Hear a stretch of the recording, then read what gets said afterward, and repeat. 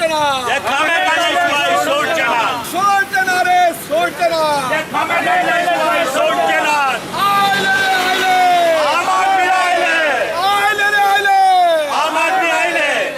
एक वर्ष जाले ह्या रस्त्याचे टेंडर दिला. टेंडर दिवच्या पयलीं लायटीचे पोल्स आसा पळय, लायटीचे खांबे तेंच्यांनी शिफ्ट करूंक जाय आशिल्ले. लायटीचे खांबे शिफ्ट करूंक ना आनी जवळ जवळ 2 महिने जाले हांगासर रस्त्याक हॉटमिक्स केले. रस्त्यार हांगा एक्सिडेंट जाता.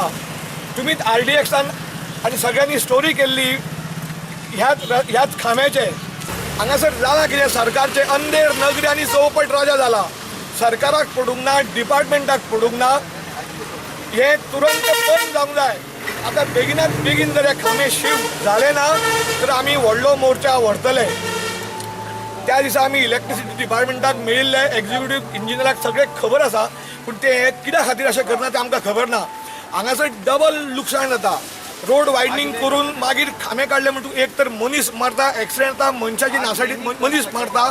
आनी दुसरें जर कितें जाता तर आतां परत तांकां टेंडर काडचें पडटलें, परत ते रस्तो डॅमेज करतले, परत सरकाराक खर्च येतलो. कोण जबाबदार एका नॅशनल हायवे स्टेटस दिल्लो आसा. हो हायवे हो गांवांतसून पास जावपाक शकना. हेका सोल्युशन म्हणून सगळ्या लोकांनी एक बायपास रस्तो थिये करचो, जो विराज नर्सरी कडसून चालू जातलो आनी झारापकार पेट्रोल पंप थंय शिरसाय थंय सोंपतलो.